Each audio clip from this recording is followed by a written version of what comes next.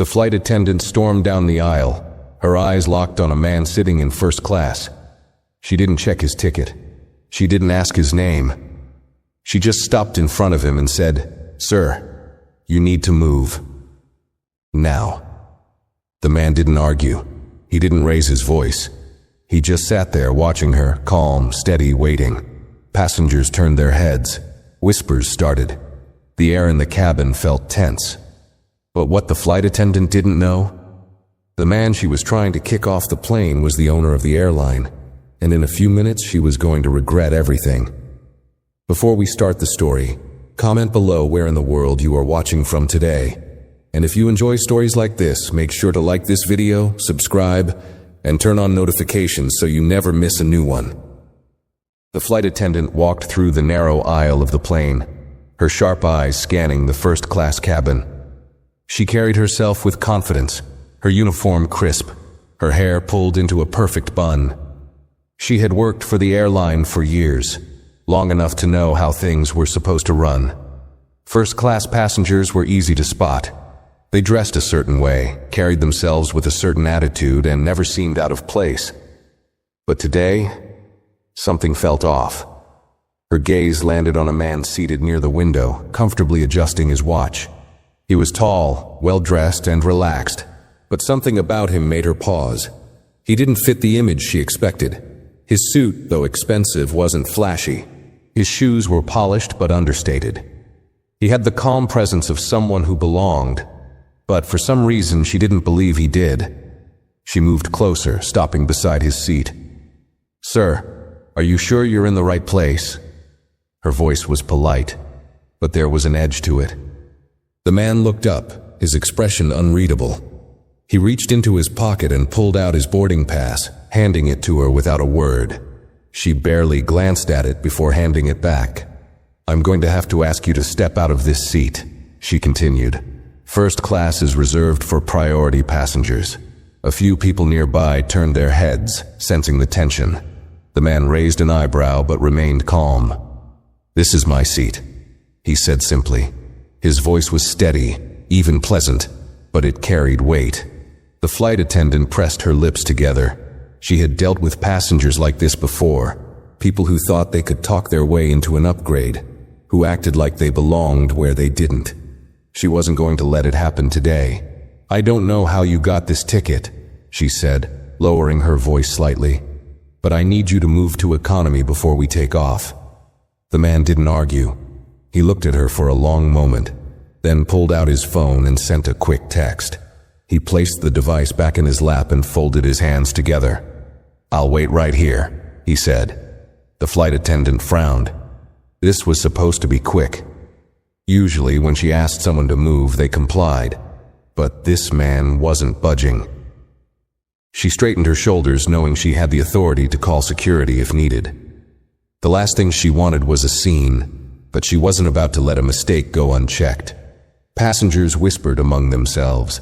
Some exchanged curious glances, while others pretended not to notice.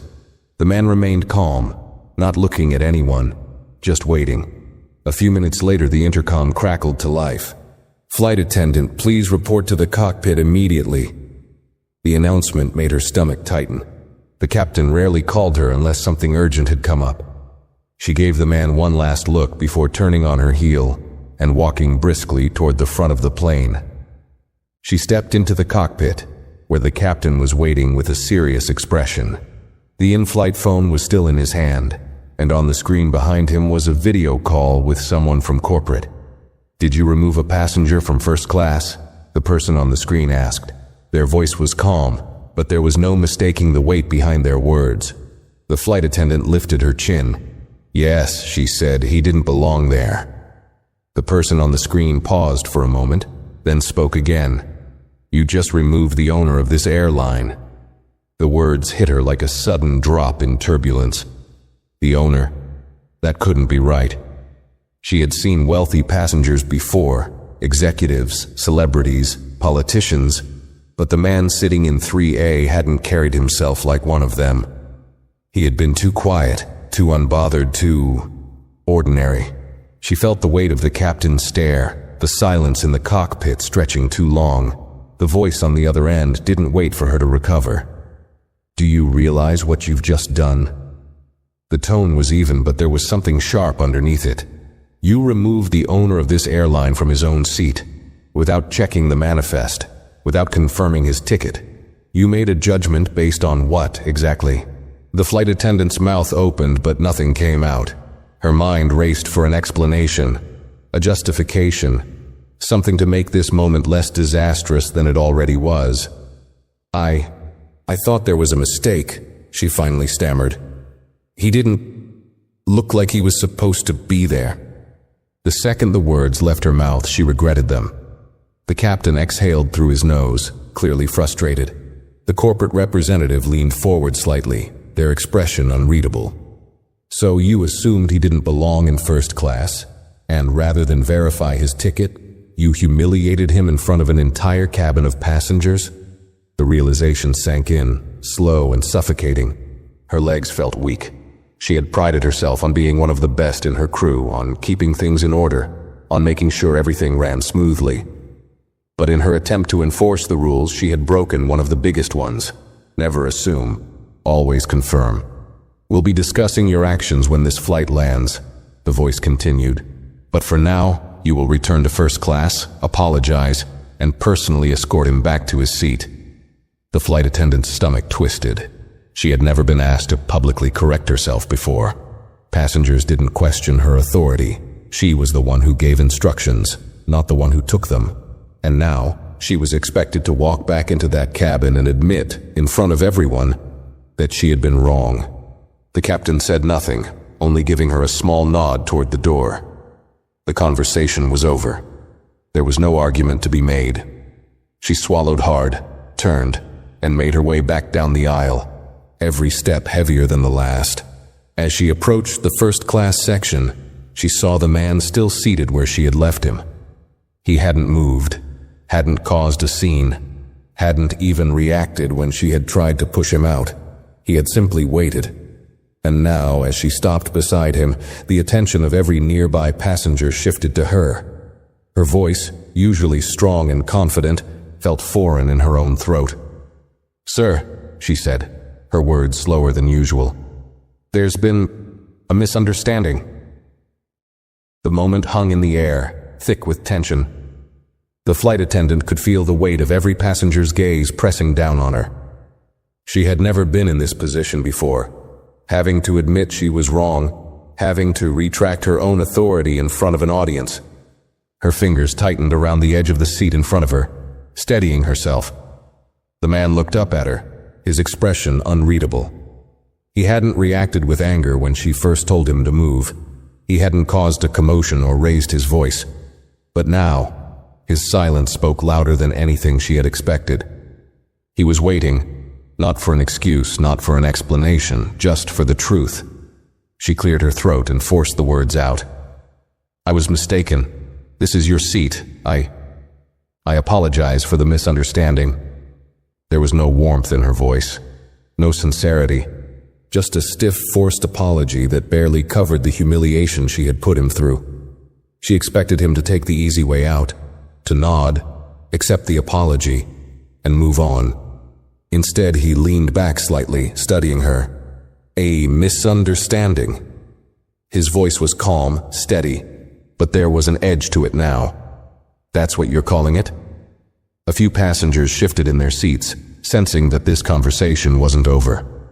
The flight attendant felt her stomach tighten. "Yes," she said quickly, eager to end this. "It was a mistake, and I'd like to escort you back to your seat in first class." But he didn't move. Instead, he tilted his head slightly, eyes never leaving her. "Let me ask you something," he said. "When you first saw me sitting here, what exactly did you think was wrong?" The question made her breath catch in her throat. She hadn't expected him to challenge her like this, to make her explain herself. She had assumed she could smooth this over with a half-hearted apology and move on. But now he was forcing her to confront it. She hesitated for too long. His expression didn't change, but his next words cut through the silence. "You didn't ask anyone else in first class to show their ticket. Just me." She opened her mouth to protest, to say something, anything. But the words never came. Because she knew he was right. The realization burned in her chest. The man exhaled, shaking his head slightly. "You weren't following policy," he continued. "You weren't enforcing a rule. You made a decision the second you looked at me." The whispers among the passengers grew louder. Some looked away, embarrassed to have witnessed it. Others watched intently, waiting to see how she would respond. The flight attendant swallowed hard, her hands trembling slightly. She had spent years perfecting her ability to control situations like these, to handle difficult passengers, to maintain authority, but she wasn't in control now. The man finally reached for his seatbelt and unbuckled it. He stood up slowly, his presence somehow feeling even larger than before. But instead of following her to first class, he did something she wasn't expecting. He took his phone out, typed something quickly, then put it away. Then he looked her dead in the eyes and said, "Let's see what happens when we land." And with that, he walked back to his seat, without her. The flight attendant stood frozen in place, her heart pounding. This wasn't how it was supposed to go. He was supposed to nod, accept the apology, and let the moment pass. Instead, he had turned the tables. He wasn't looking for a simple apology. He wanted accountability. Passengers murmured quietly, their voices blending into a low hum. Some stared at her, while others quickly turned away, pretending not to witness her embarrassment. She had never felt this exposed before. The authority she had always carried so easily now felt like it was slipping through her fingers. She turned on her heel and walked briskly toward the galley, her mind racing. This wasn't just about a misunderstanding anymore. He had sent a message. To who? The corporate office? A lawyer? Her supervisor? The weight of her actions settled heavier on her chest. Inside the galley, another flight attendant, a younger woman, looked up from arranging drinks. She'd been watching from a distance, not saying a word. But now there was something in her eyes, something close to pity. "That didn't go how you expected, did it?" she said, her voice careful. The older flight attendant stiffened. "Mind your own business." The younger woman didn't push. She simply tilted her head. "You do know who he is, right?" Silence. The flight attendant swallowed hard, gripping the edge of the counter. She didn't answer. She didn't want to, because deep down she already knew. Meanwhile, in first class, the man settled back into his seat, adjusting his cufflinks as if nothing had happened. He wasn't angry. He wasn't flustered. If anything, he looked patient, like someone waiting for something inevitable. He glanced at his phone again. The message had been received. At the front of the plane, the cockpit door opened slightly, and the captain stepped out. His eyes swept the cabin before landing on the man in seat 3A. He gave a small nod, one of recognition, one of understanding. Then, without a word, he stepped back inside. Something was about to happen. And for the flight attendant, the real turbulence was only just beginning. The hum of the engines filled the cabin, but inside the flight attendant's head, everything was loud. Her heartbeat, the whispers of passengers, the silent weight of her mistake pressing against her ribs.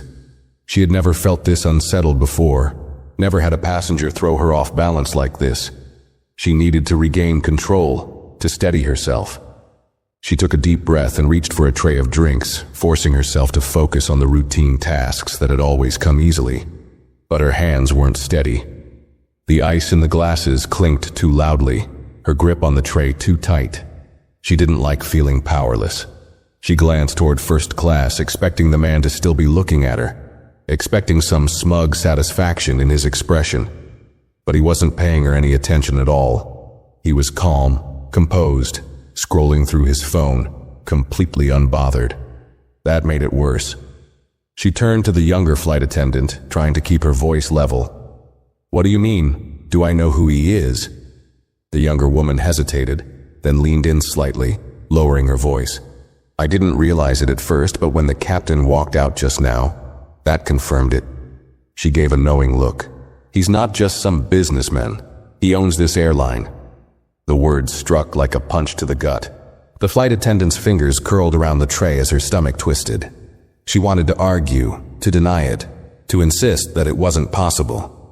But the moment she replayed everything in her head, his calm demeanor, the way he didn't fight back, the way he simply waited, it all made sense. No wonder he didn't react the way other passengers did. No wonder he didn't argue or demand his seat back. He had known all along that the moment would come when the truth would set itself right. He hadn't needed to prove anything to her. She had humiliated the most powerful man in the company she worked for. And now, she had no idea what was coming next. The younger attendant watched her closely. He texted someone. I don't know who, but if I were you, I'd be worried. The flight attendant clenched her jaw, her mind spinning through possibilities. There was no way he was just going to let this go. Would he fire her immediately? Would she even make it to the end of the flight before security met her at the gate? A sudden crackle from the intercom made her stiffen. Flight attendants, prepare for final cabin check before landing. She looked at the clock above the galley. Had time really passed that fast? They were beginning their descent, meaning she only had minutes before this flight was over. Minutes before she stepped off the plane and faced whatever was waiting for her. With her breath shaky, she smoothed out her uniform, pushed the tray back into its slot, and stepped into the aisle. Passengers avoided eye contact as she passed, but she felt their stares anyway. Some had their heads buried in their phones, probably already typing out social media posts about what had happened. Others whispered to their seatmates, their words just low enough that she couldn't make them out. And then there was him, seated in 3A, still perfectly composed, one hand resting on the armrest, the other tapping something out on his phone. He didn't even glance at her when she walked by. She hated how that made her feel. She stopped beside him, forcing herself to speak. Sir, would you like anything before landing? Her voice was clipped, controlled. It was the last bit of dignity she had left, offering a forced courtesy before this flight was over. This time, he did look at her. His gaze was unreadable, his expression as calm as ever. Then slowly he smiled. No, he said simply. I have everything I need. Something about the way he said it made her chest tighten.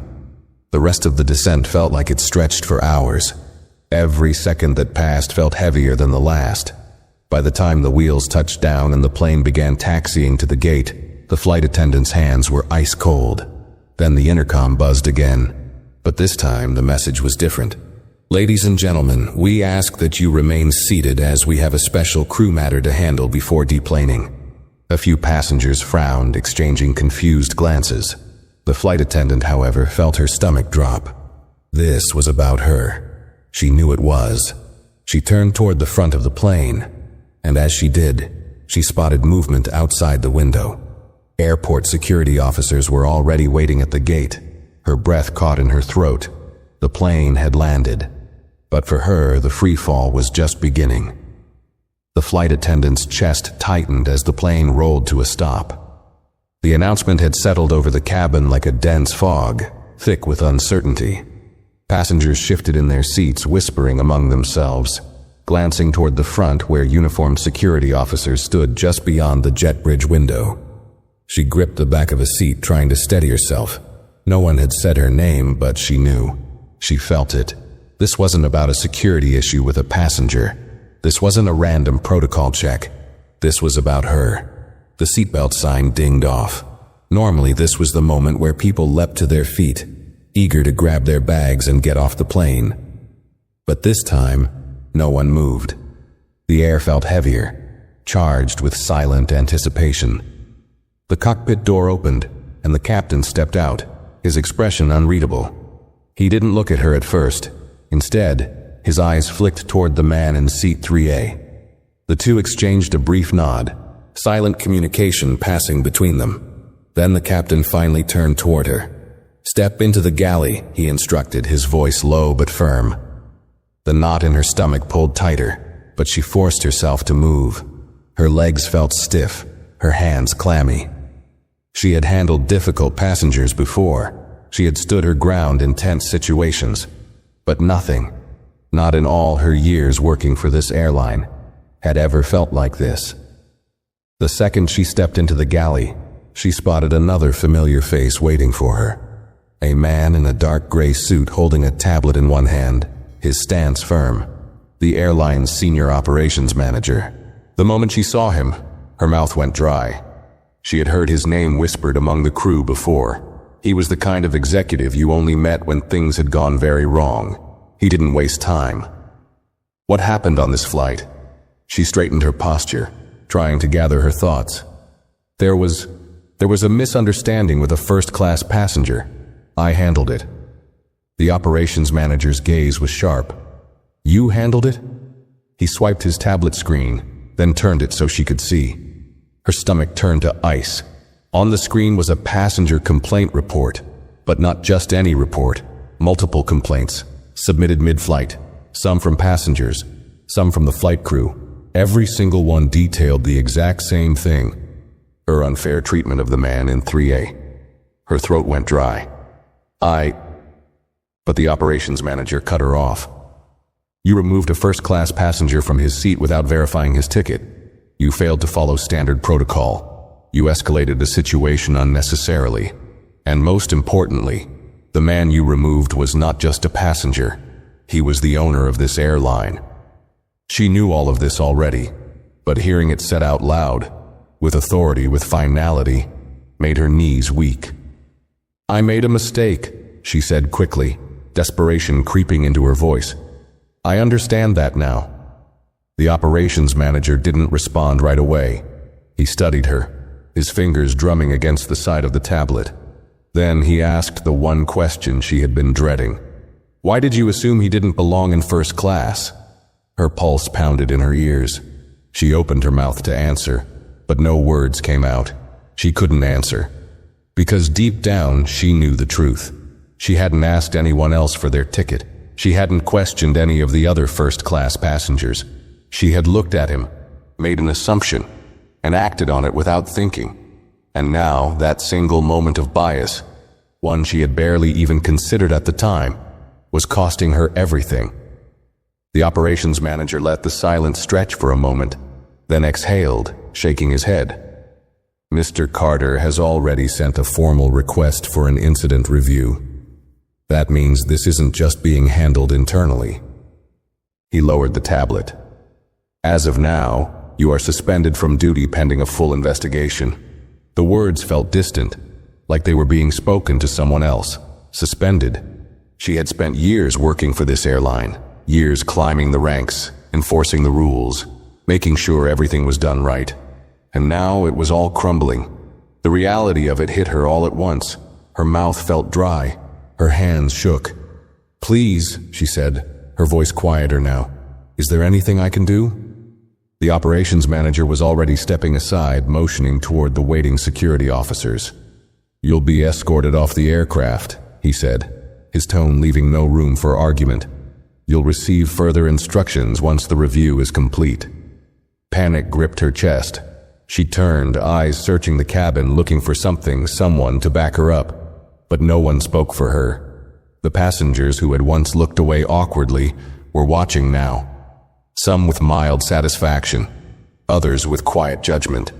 And then her eyes landed on him. The man in 3A, still seated, still calm. Watching her, not gloating, not angry, just watching. She wanted to say something, to apologize, to explain, to somehow undo what had already been done. But the look in his eyes told her everything. There was nothing left to say. One of the security officers stepped forward. Ma'am, he said, voice firm but professional. It's time to go. Her throat tightened. She took one last shaky breath, straightened her uniform as if that could somehow fix everything, and stepped forward. The walk down the aisle felt longer than it ever had before. Each step felt heavier. The whispers followed her, the stares burned into her back. She had boarded this plane with authority, with control, with certainty in her place in the world. Now she was walking off as nothing more than a cautionary tale. She reached the exit, the cold air of the jet bridge hitting her skin as she stepped off the plane. Behind her the cabin remained silent, and just like that, her flight was over. She stepped onto the jet bridge, her legs unsteady, her hands cold. The usual rush of flight attendants preparing for the next boarding, the hum of passengers re-entering the terminal. None of it felt real. It was as if the entire world had zoomed out, and she was watching herself from a distance, a figure walking toward an uncertain fate. The security officers walked beside her, neither rushing her nor offering comfort. They weren't here to arrest her. She wasn't a criminal. But the weight of their presence made it clear. She had crossed a line, and there was no slipping past this unnoticed. As they neared the terminal doors, the whisper of wheels against the floor made her glance to the side. A black-suited airport executive was approaching, a tablet in his hands. He nodded at security, then turned to her. "Come with me," he said, his voice clipped and professional. "We need to discuss the next steps." She had no choice. She followed him down a restricted hallway, away from the crowds. Every step echoed against the polished floors, each one pulling her further from the job, the authority, and the identity she had spent years building. Finally, they entered a private conference room, small, sterile, with a long table in the middle. The executive gestured for her to sit, then took a seat across from her. He placed his tablet down, exhaled, and steepled his fingers. "You understand why you're here," he said, not phrasing it as a question. She nodded, even though she wasn't sure she fully did. She knew she had made a mistake. She knew she had assumed, acted without thinking, embarrassed the wrong person. But what she didn't know was what exactly was going to happen next. "I need to be clear about something," he continued. "This isn't just about what happened on the plane. It's about what it represents." She swallowed. Let me finish." His tone was firm, and she fell silent. "You didn't just remove a passenger from first class," he said. "You made a snap judgment about who belonged there. You escalated a situation that never should have existed. You embarrassed a man who had done absolutely nothing wrong. And that man, he wasn't just anyone." The lump in her throat grew tighter. "He was Malcolm Carter, the CEO and majority owner of this airline. The man whose name is printed on the very planes you work on. The man who could end your career with a single phone call." She gripped the edge of the table, her knuckles turning white. The executive leaned forward. "Do you understand the magnitude of this? This isn't just a bad customer service incident. This is national news waiting to happen. This is an HR disaster. This is a lawsuit if he decides to push it that far. And right now, the only reason this isn't already all over the media is because he hasn't decided what to do with you yet." She felt lightheaded. She had always been careful, always followed the rules, always maintained control. And now, in just a few hours, she had destroyed everything. "He hasn't made a decision," she echoed weakly. The executive sighed. "Not yet, but he will." He slid his tablet toward her. On the screen was a formal suspension notice, waiting for her signature. "As of now, you are on unpaid suspension pending further review," he said. "This means you are not allowed on any company property, you are not to wear your uniform, and you will not be receiving any assignments until Mr. Carter makes his decision." Her breath hitched. "You're saying I could still lose my job?" He gave her a long look. "I'm saying that right now, you have lost your job. Whether you get it back is up to him." She felt her stomach drop. She had never imagined this moment, never thought she would be sitting in a cold conference room, waiting for a verdict on her entire career. She had spent years believing she was untouchable, that she knew how things worked, that she knew how to handle passengers. But now none of that mattered.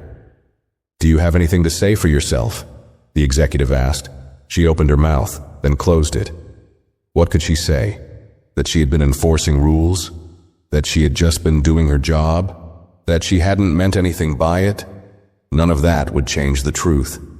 She had looked at a man in first class, assumed he didn't belong, and acted accordingly. And now, she was paying the price for it. Her eyes dropped to the tablet.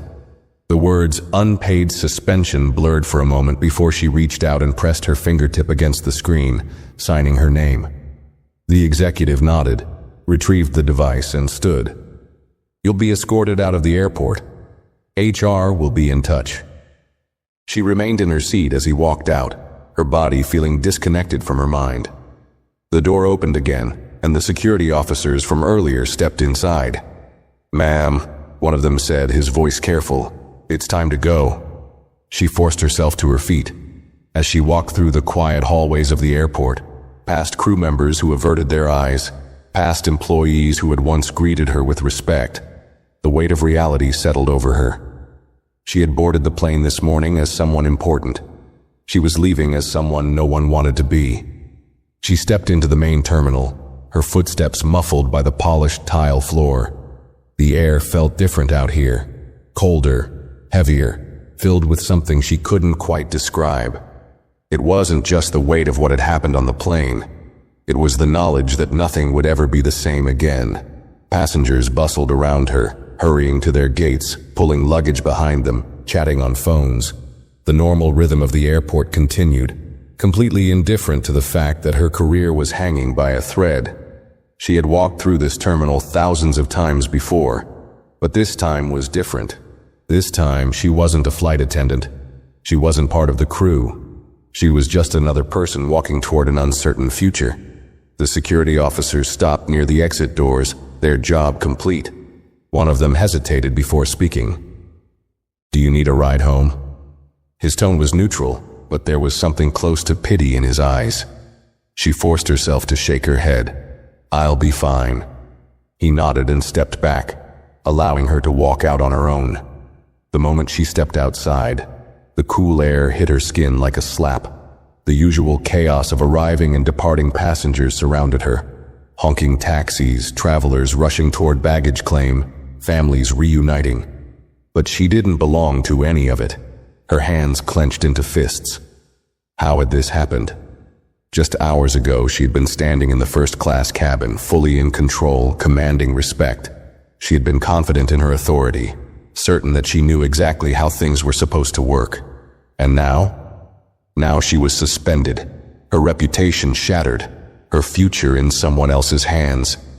And that someone was him, Malcolm Carter, the man she had tried to remove from first class, the man who had let her humiliate herself, let her escalate the situation, let her walk straight into her own downfall. And yet he had never once raised his voice, never once argued, never once lost control. He had played the long game, and she had walked right into it.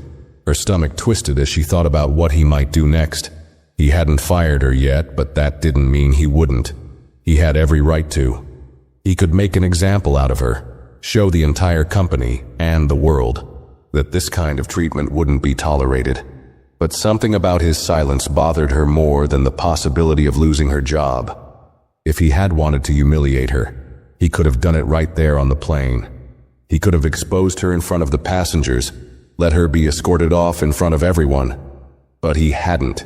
He had watched, waited, made her sit with the weight of what she had done. And now, she was waiting for him. She glanced at her phone, half expecting to see an email from the airline, a termination notice, a final decision. But there was nothing. Just the suspension order sitting in her inbox like a bomb waiting to go off. She exhaled sharply and turned toward the curb, flagging down a cab. As she climbed inside and closed the door, her mind raced with possibilities. Would he fire her? Would he push for legal action? Would she ever be able to work in the airline industry again? Or would he make her face what she had done in a way she hadn't expected? The cab pulled away from the airport, merging onto the highway, but her thoughts stayed firmly locked on the man in seat 3A. Because whatever happened next wasn't just about her job. It was about whether she would ever be able to look at herself the same way again. The cab ride home felt longer than it should have. The city blurred past her, but she barely noticed the streets she had driven down 100 times before. Her thoughts kept circling the same thing. The moment everything had changed, the moment she had looked at him, assumed he didn't belong, and acted on that assumption without a second thought. Her grip tightened around her phone as she refreshed her email for the 10th time. But there was still nothing. No update. No final decision. Just silence. Maybe that was the worst part. If Malcolm Carter had fired her immediately, it would have been painful, humiliating, but at least she would have known her fate. Instead, he had left her in limbo, making her sit with the weight of her actions, making her wonder why he was waiting. Was it deliberate? Was he letting her stew in her own mistakes, forcing her to acknowledge what she had done before he made his final move? Or was he considering something else? Something worse? Her fingers hovered over her phone screen. Should she send an apology? Would it even matter at this point? She had apologized on the plane, but it hadn't been real. She had been trying to save face, trying to fix the situation as quickly as possible so she could move on. But now she wasn't sure if there was even a way to fix this. The cab pulled up in front of her apartment complex. She paid the driver without a word and stepped out, the crisp evening air wrapping around her like a warning. She climbed the stairs to her unit, her hands shaking slightly as she unlocked the door. Inside, everything was the same as she had left it that morning. Her uniform jacket draped over the back of the couch, her work bag sitting by the door, ready for another shift that now might never come. She stood there for a long moment, staring at it. Her entire life had revolved around this job. The early morning flights, the long layovers, the rush of the airport, the control she had over the cabin. It had been her identity. And now, it felt like it had been ripped away in a matter of minutes. She sank onto the couch and dropped her phone onto the coffee table, rubbing her face with both hands. The silence of her apartment was suffocating, pressing down on her like the weight of all the choices that had led her here. She had always believed she was fair, that she treated all passengers the same, enforced the same rules, held everyone to the same standard. But that wasn't true, was it? Because when she had looked at him, Malcolm Carter, her first instinct hadn't been to check the manifest or confirm his ticket. It had been to assume. She had spent years enforcing the rules, making snap judgments about passengers, deciding who deserved what treatment before they even spoke. And maybe this was the first time it had backfired in such a spectacular way. But deep down, she knew. This wasn't the first time she had done it. It was just the first time she had done it to the wrong person. Her stomach twisted. Maybe that was the real punishment. Not the suspension. Not the possible termination. But the fact that she had to sit here, alone, and face the kind of person she had become. Her phone vibrated on the table, pulling her out of her thoughts. Her breath hitched as she reached for it, half expecting to see an email from the airline, her final judgment. But it wasn't an email. It was a text. And when she saw the name attached to it, her hands went cold. Malcolm Carter. She stared at the screen, her pulse pounding. She had never expected to hear from him directly. The fact that he had her number at all made her skin prickle. She hesitated, then tapped the message open. "I want to meet tomorrow, 10 a.m., my office." That was it. No explanation, no details, just a command. Her stomach clenched. She had no idea if this was going to be her chance to save herself, or the final nail in her career's coffin. Either way, she knew one thing. Tomorrow she was going to have to face the man she had humiliated. And whatever he had planned for her, she wasn't going to be able to talk her way out of it. She barely slept that night. Every time she closed her eyes, she replayed the moment in the first-class cabin, the way she had spoken to him, the way he had calmly watched her, the way her own authority had crumbled in her hands before she even realized what was happening. Her mind kept spinning with questions. What did he want? Why was he calling her in? If he was going to fire her, wouldn't he have done it already? But then again, Malcolm Carter didn't strike her as the kind of man who made rash decisions. He had let her unravel on that flight, let her walk herself into a mess without needing to raise his voice or demand anything. He had simply waited. Now, she was the one waiting.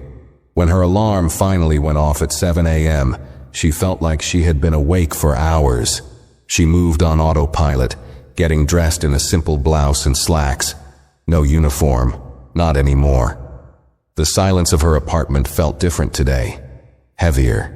She had spent years waking up to prepare for flights, checking schedules, making sure she was on time for her crew. But today, she wasn't going to the airport. She was going to face the man who could end her career with a single sentence. The drive to the airline's corporate office was shorter than she expected. Traffic moved faster than usual, or maybe she was just so lost in thought that she didn't register the stops and turns. When she pulled into the parking garage, she just sat there for a moment, gripping the steering wheel, trying to calm the nerves twisting in her stomach. The office building loomed ahead of her, sleek and modern, the airline's name displayed in bold letters across the front. She had been here once before, for training, for briefings, but never like this, never summoned. Taking a shaky breath, she forced herself to step out of the car. Inside, the lobby was all glass and polished floors, employees moving quickly, dressed in crisp business attire. No one paid her any attention, but she felt exposed, like she didn't belong here. She approached the receptionist, who barely glanced up before nodding toward the elevators. "Mr. Carter is expecting you. Top floor." The ride up felt like the longest 30 seconds of her life. With every floor she passed, she felt the weight of what was coming press harder against her chest. When the doors finally slid open, she stepped into a quiet, open office space. The windows stretched from floor to ceiling, giving a breathtaking view of the city skyline. The decor was minimal but expensive, every piece of furniture chosen with precision. And then, there he was. Malcolm Carter sat behind a sleek black desk, dressed in a tailored navy suit, calm as ever. He wasn't staring at her with anger, wasn't holding a termination letter, wasn't even checking his watch like she was wasting his time. He simply looked at her, waiting. Her throat felt dry. "You wanted to see me?" He gestured to the chair in front of his desk. "Sit." She hesitated for half a second before lowering herself into the chair, her hands pressed against her lap to keep them from shaking. For a moment, neither of them spoke. Then, finally, he leaned forward, clasping his hands together.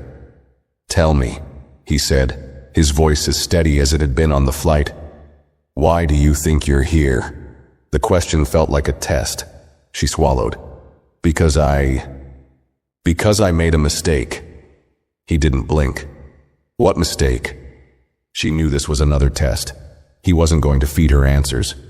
He was going to make her say it. "I assumed something about you that I shouldn't have," she admitted, her voice quieter now. "I looked at you and decided you didn't belong in first class before I even checked.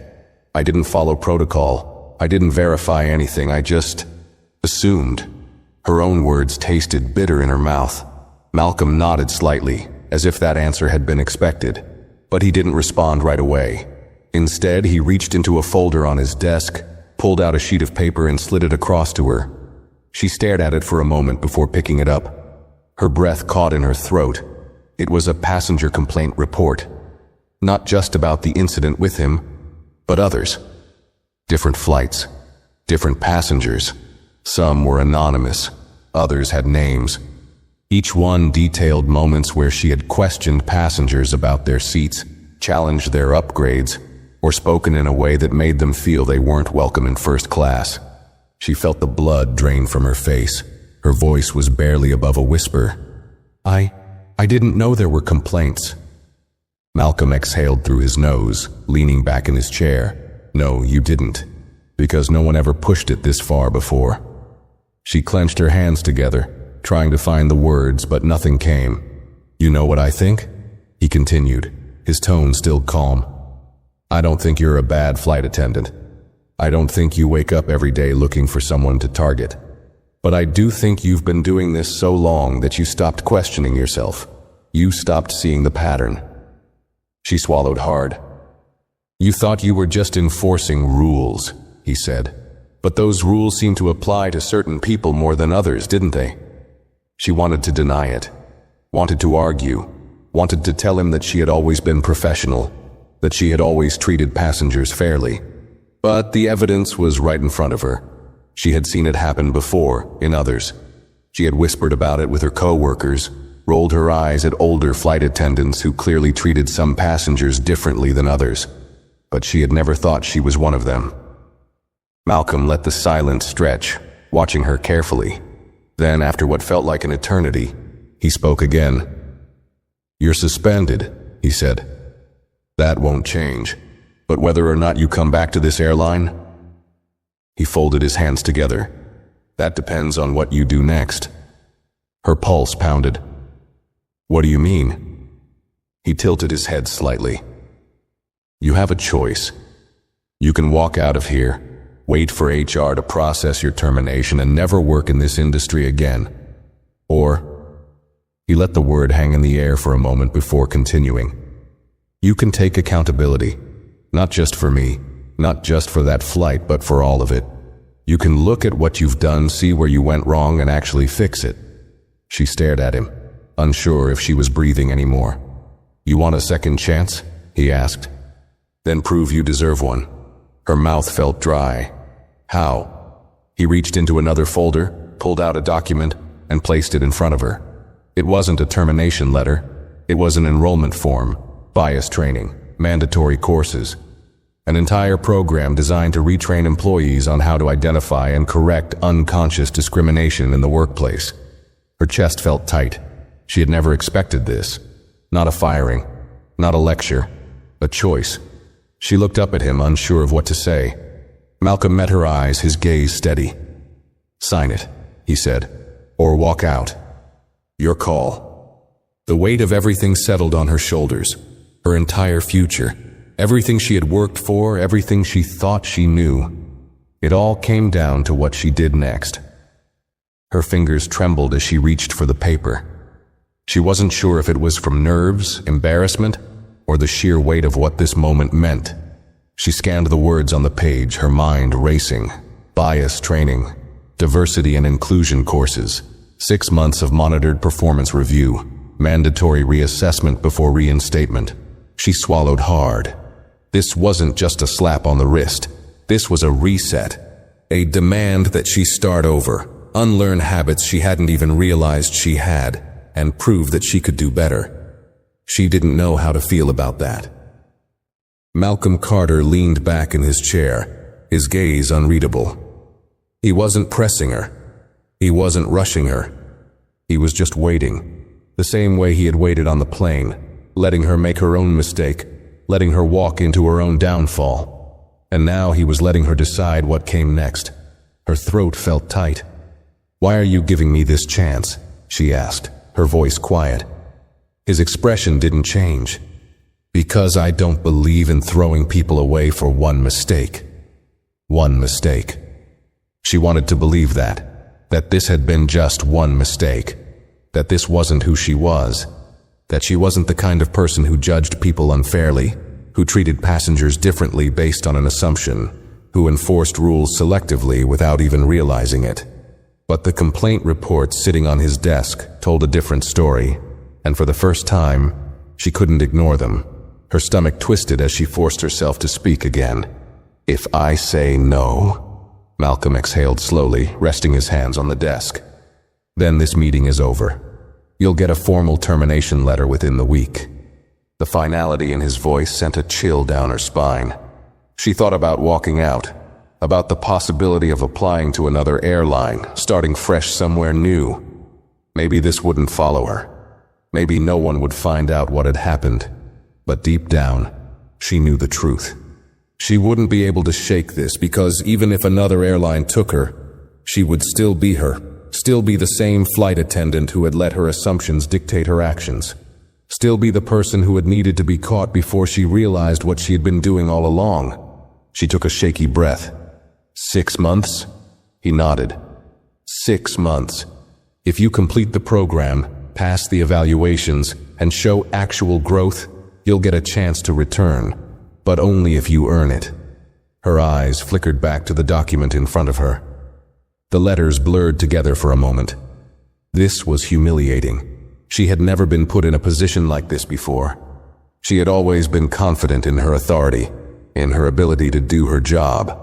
Now that confidence was gone, but maybe that wasn't a bad thing. She picked up the pen and pressed it to the paper, signing her name. The second she finished, she let out a shaky breath, setting the pen down. Malcolm took the document, glanced at her signature, then neatly placed it back in the folder. There was no satisfaction in his expression, no smugness, no "I told you so." Just quiet finality. You start next week, he said. HR will send you the details. She nodded slowly, still trying to process everything. Malcolm watched her for a moment, then tilted his head slightly. "Why did you do it?" Her stomach tightened. She could have lied. She could have said she had been following protocol, that she had made a simple mistake, that she had just been trying to do her job. But they both knew that wasn't the truth. She hesitated, then swallowed. "Because I saw you and assumed you weren't supposed to be there." Her own words made her want to shrink. Saying them out loud, admitting it, made everything feel even heavier. Malcolm didn't react right away. When he finally spoke, his voice was calm but firm. "Do you know how many times that's happened to me?" Her breath caught in her throat. He leaned forward, resting his elbows on the desk. "Do you know how many times I've walked into a first-class cabin and had someone assume I didn't belong? How many times I've been asked to prove I had the right to be there? How many times people have looked at me and decided, before I even said a word, that I must have been in the wrong seat?" She didn't move. She couldn't. "I've lost count," he said simply. The weight of his words settled over her like a stone. She had never thought about it like that, never considered how her one action, her one decision, was part of a pattern that had happened to him so many times that he didn't even look surprised when it happened again. It wasn't just one mistake. It was a mistake that people like him had to deal with every single day. Her throat burned. "I'm sorry." Malcolm studied her, then nodded slightly. "Good. Now prove it." She knew he didn't just mean prove it to him. She had to prove it to herself. She stood, feeling the full weight of what had just happened. "I won't waste this chance." Malcolm didn't reply right away. He just gave her a small nod, dismissing her. She turned and walked toward the door, her hand still slightly unsteady. As she reached for the handle, she hesitated, looking back. He was already focused on something else, flipping through another document, moving on with his day. Because for him, this wasn't the biggest moment of his life. It was just another Tuesday. But for her, it was the moment she realized she had been living in a world that had never truly challenged her to see. And now, she had to decide whether she was strong enough to change. She opened the door and stepped out, the hallway stretching in front of her. For the first time in a long time, she didn't know what came next. But maybe, just maybe, that was a good thing. She stepped into the hallway, the door closing softly behind her. The office space around her felt strangely distant, as if she were walking through a place she no longer recognized. The employees who passed by barely glanced at her. To them, she was nobody. Just another person moving through the building, insignificant in the grand scheme of things. For the first time in her career, she understood what that felt like. She walked toward the elevator in a daze, her mind still reeling from everything that had just happened. The suspension, the training, the choice Malcolm Carter had given her. The weight of her own actions sat heavily in her chest, pressing down like a stone she couldn't shake. As she reached the elevator, she pressed the button and stared at the closed doors, watching her own reflection in the sleek metal. Who was she now? The woman who had walked onto that plane yesterday morning had been confident, self-assured, certain in her authority, certain in the way she saw the world. That woman had believed she was just doing her job, following protocol, keeping order. But that woman had also made assumptions. That woman had humiliated a man without hesitation, without question. That woman had never once stopped to think that her version of order might not be as fair as she had always believed. And now, that woman was gone. The elevator doors slid open with a soft chime and she stepped inside, pressing the button for the lobby. The descent was slow, each floor passing by with quiet finality. She gripped the railing, breathing deeply, trying to ground herself. She wasn't sure if she had just saved her career or prolonged its death. The training program Malcolm had offered her wasn't just a formality. It was a test, a challenge, a way for him to see if she was capable of changing, of growing, of actually understanding what she had done wrong. But what scared her the most wasn't the idea of failing. It was the realization that she might not be the person she thought she was. The doors opened into the lobby, and she stepped out, blinking against the bright natural light streaming through the glass walls. The air smelled of fresh coffee and clean floors, the usual airport-like sterility of corporate buildings. She moved through the space without direction, her feet carrying her toward the exit, her thoughts tangled in knots. She had spent years believing she knew how the world worked, but Malcolm had forced her to see something she had never allowed herself to acknowledge. She had been comfortable in her authority, too comfortable. She had always assumed that she was fair, that she wasn't like the others, that she enforced the rules evenly, without bias, without prejudice. But deep down, had that ever been true? How many times had she questioned passengers who looked like they didn't belong? How many times had she passed over others who fit the image she expected? How many times had she made decisions without even realizing that she was playing into the same patterns, the same quiet injustices she had convinced herself she was above? She had never thought of herself as the problem, but maybe, in small ways, she had been part of it all along. Her hands clenched at her sides as she stepped through the sliding glass doors into the crisp morning air. The city was waking up around her, people hurrying down the sidewalks, taxis honking, the usual rhythm of life moving forward. For everyone else, today was just another day. For her, it was the beginning of something else. She didn't know what it would look like yet. She only knew that she couldn't go back to who she had been before. Her phone buzzed in her pocket, pulling her from her thoughts. She hesitated before pulling it out, expecting another email from HR or some official update on her suspension. But it wasn't from the airline. It was a text from one of the other flight attendants she had worked with for years. "What the hell happened? Are you okay?" Words spreading fast. Her stomach twisted. Of course, people were talking. They had probably started talking the moment she had been escorted off the plane. The industry wasn't big. Stories like this traveled fast. She thought about responding, about saying she was fine, about brushing it off, pretending it wasn't as bad as it seemed. But that would be a lie. And for the first time in a long time, she wasn't sure she wanted to lie to herself anymore. She shoved the phone back into her pocket and exhaled, lifting her gaze to the skyline. She had a lot to figure out, and she had 6 months to do it. She didn't go straight home. Instead, she walked.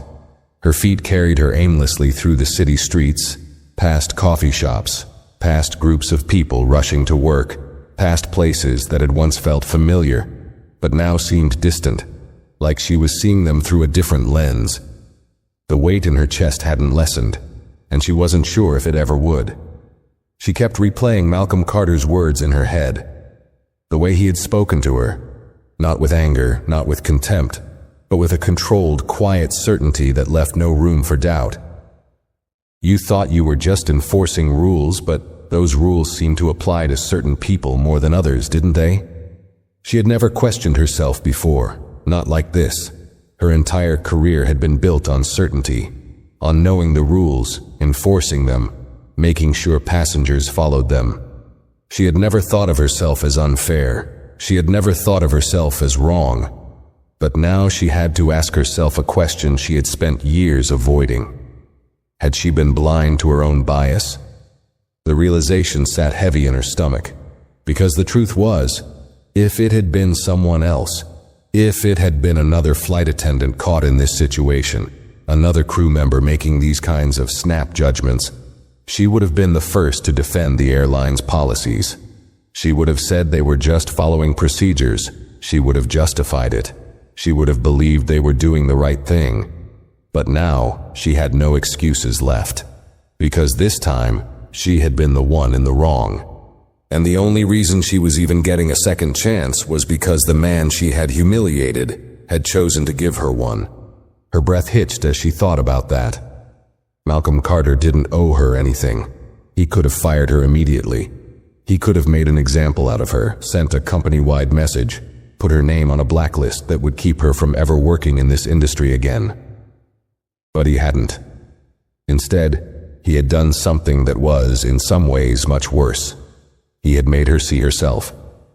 And now she had to live with what she saw. She found herself stopping in front of a park bench, her legs aching from walking, her thoughts still tangled.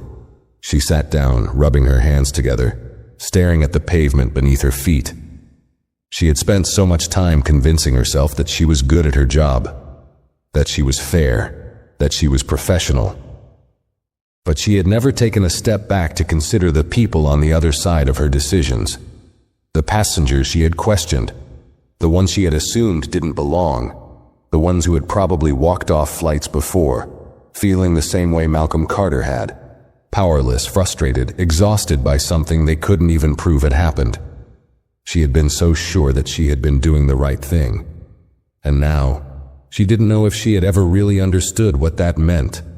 A cool breeze passed through the park, rustling the trees around her. She closed her eyes for a moment, breathing it in. She didn't know what the next 6 months would bring. She didn't know if she would pass the program, if she would ever get her job back, if she even deserved to get it back. But she knew one thing. She wasn't the same person who had walked onto that plane yesterday morning, and she never would be again. For the first time in her career, she wasn't just thinking about the rules. She was thinking about the people.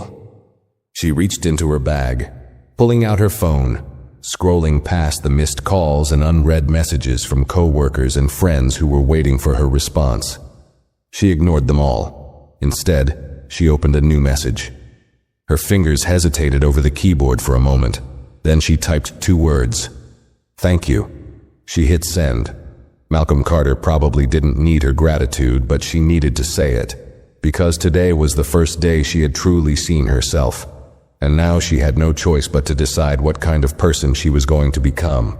If you enjoyed this story, don't forget to like this video and share your thoughts in the comments below. I'd love to hear what you think about what happened. And if you want more stories like this, make sure to subscribe to the channel and turn on notifications so you never miss a new one. Thanks for watching, and I'll see you in the next video.